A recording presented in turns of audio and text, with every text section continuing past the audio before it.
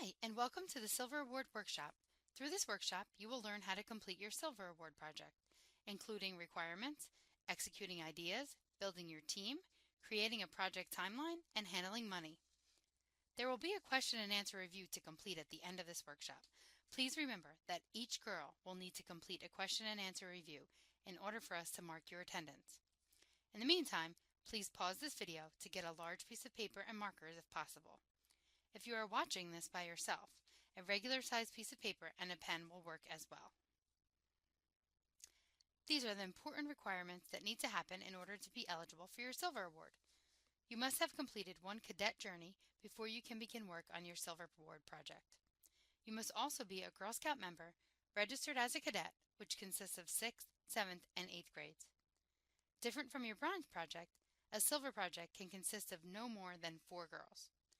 You're not required to work in a group, so you can work alone, but if you choose to work in a small group, you must have 4 or less girls in your group. Finally, the project must be 50 hours for each girl. So if you're working on a project together, you can help each other, but hours spent helping your teammate cannot count for both of you. For example, if your project includes a drive for items, one of you might be in charge of the marketing for the drive. You would research the drive location, create flyers, distribute them, and hang up posters, while you are leading your teammates in the marketing aspect. Anything they do will count as hours towards you. But if your teammate is handling the collection, sorting and delivering of the items to the organization that you're helping, then all the hours spent distributing collection boxes, collecting items from the boxes, sorting and counting and bringing the items to the organization will count as hours for your teammate, even though you're helping her do those things. If a third teammate is handling education and awareness for the cause of the project, any hours spent doing webinars, videos, research, spreading the word about the organization would count as hours towards her 50 hours.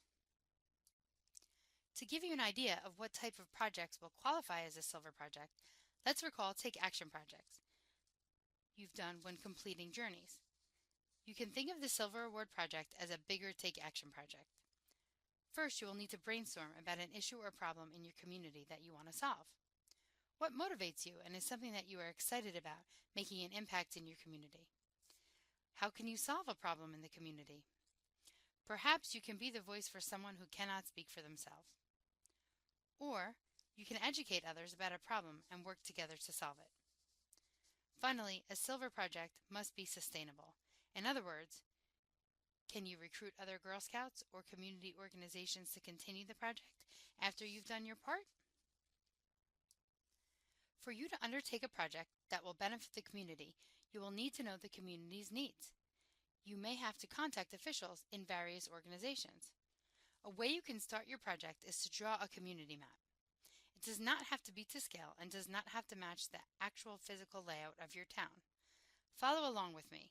Do you have that piece of paper and pen that we mentioned at the start of this video?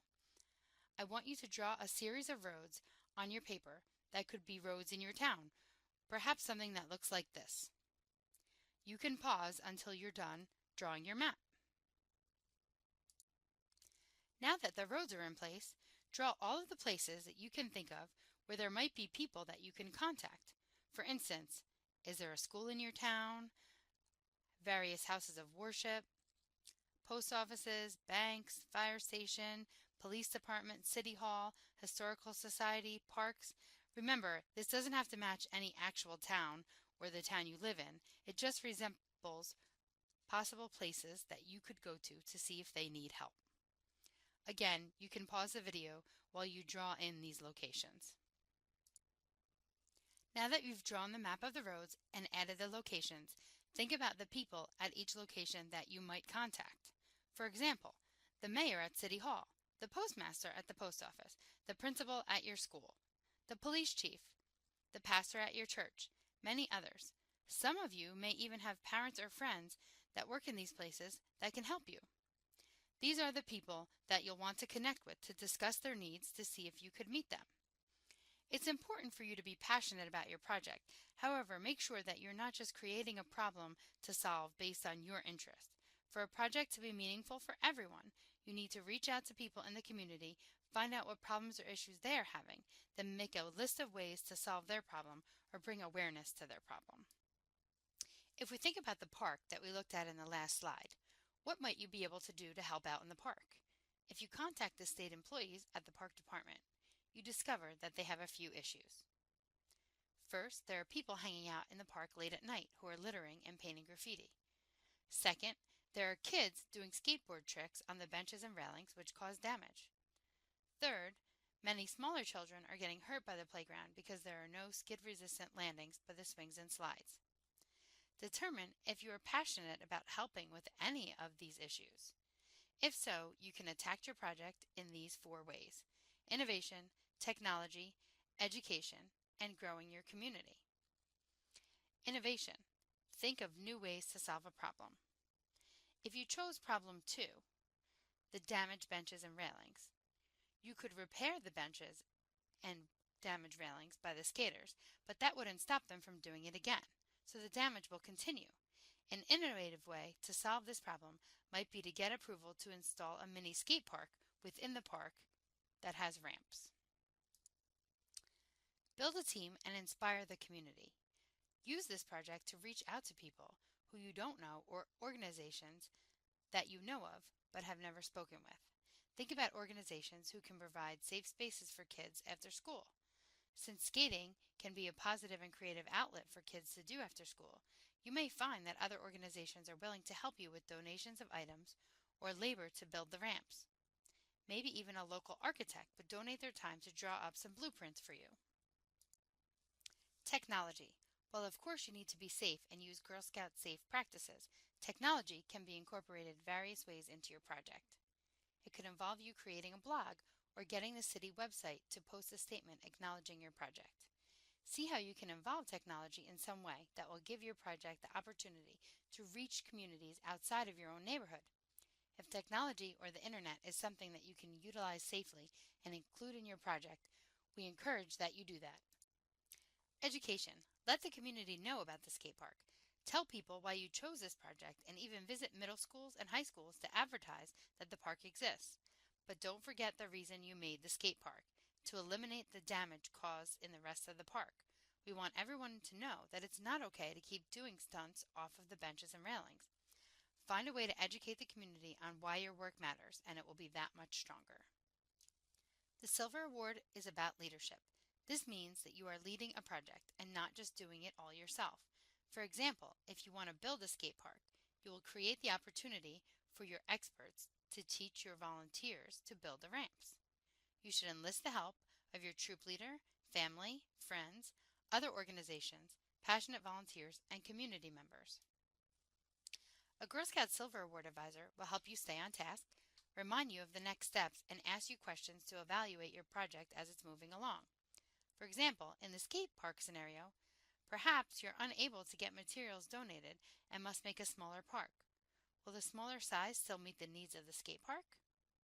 What can you do to get more help, or is the park department able to help more? Do you need permits? Your advisor will be there along the way for guidance in these ways. Subject matter experts can educate you about the process or the topic that you are addressing. If you are going to build a skate park, you'll need someone who's qualified to draw up the blueprints and a contractor to design and show everyone how to build the ramps, as well as give you guidance on what materials will be needed. While you have advisors and leader encouraging you and making sure that you are getting all the steps completed, you and your group will be designing the project.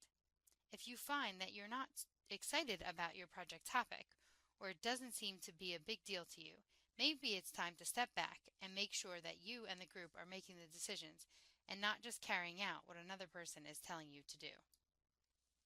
The timeline involves the following. Your first step is to attend a workshop. That's what we're doing right now. So you can go ahead and check that off your to-do list. As long as you fill out the question and answer review at the end of this workshop, your attendance will be recorded. Silver workshops are mandatory, so if we don't receive your question and answer review, we won't know that you attended this workshop. Your second step is to share your idea with your advisor or troop leader. Troop leaders will be able to tell you if the project meets the scope of the award and give you approval for your work to begin. Leaders and girls can contact the customer care team and reach out to the council before you get started if you are unsure if projects follow the outline requirements from the instructions in the Silver Award packet, which is inside the Cadet Girl's Guide to Girl Scouting. We will also include contact information at the end of the workshop for any questions. As soon as your advisor gives you the green light, you're good to go and ready to start your project. Again, there is no approval process from the council. Step 3. Start working on your project. Track your hours and take pictures. We'd love to see them and share them at our ceremony at the end of the year. Pictures are a part of the final report, which we'll cover in a moment. Step 4. Make sure you're communicating with your group. This is you and the other Cadet Girl Scouts who are working on the project together. Maybe have mile markers at different points along the way or chats set up to make sure that everyone's voice is being heard and everyone feels they're contributing. If that's not happening, address it sooner rather than later.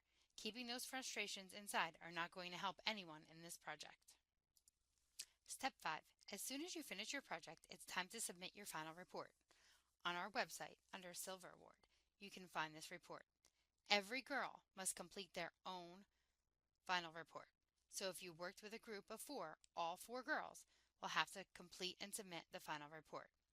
That will give each girl a chance to express their own opinions on how they felt leadership was practiced or what they felt was the most meaningful part of their project. Step 6. The final deadline to complete your project and submit the final report is September 30th of your 9th grade year. However, if you want to be recognized at the Young Women of Distinction ceremony, which is our annual award ceremony held in May, your final report must be turned in by March 15th. It takes us some time to process the awards to make sure that everything is complete and ensure that we have all materials we need for the ceremony. If we do not have your project submission by March 15th, you won't be recognized this year. With that said, if you miss that deadline or need an extra month, that's fine. We will still accept your final report up until September 30th, and then you can be recognized at the Young Women of Distinction event the following year. Getting materials and help for your project may require money. However, there are national guidelines and even IRS requirements that we must follow as Girl Scouts surrounding money earning and fundraising. You may not need any funds for your project, and that is okay. If you do, you can use personal money, cookie dough, or troop funds if the rest of the troop approves it. You can choose to donate supplies or items as well. However, if you want to do a project that requires money earning, and examples of this include bake sales, spaghetti dinners, garage sales, service unit events run for other girls, and even car washes.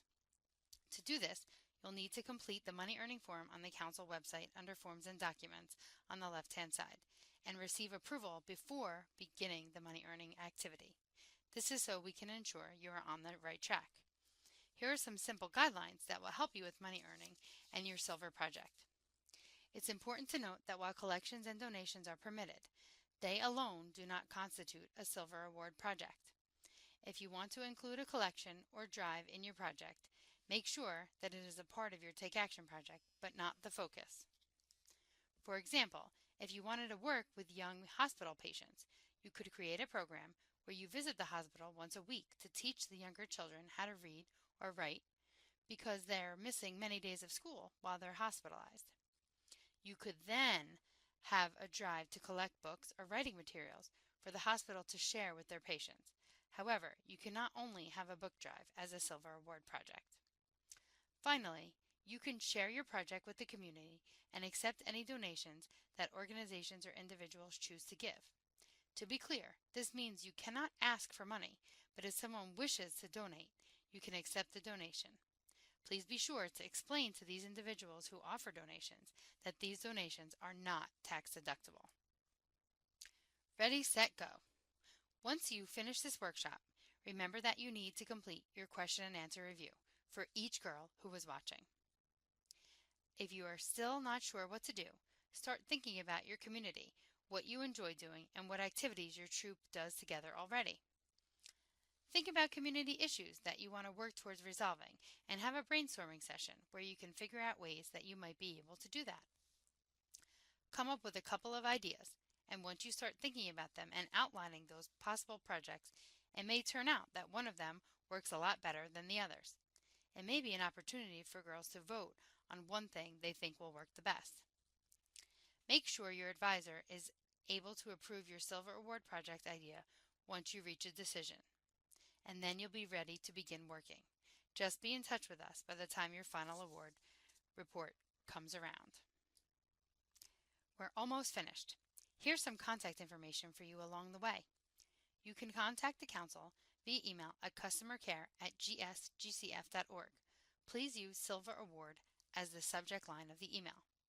There are several people throughout the Council that will help with the Silver Award process, so by calling the Council at 800-232-4475, you will be connected to your volunteer and troop support specialists and other volunteers who help with the Silver process. We are very excited that you have chosen to earn your Silver Award. Congratulations, and we can't wait to see your final report.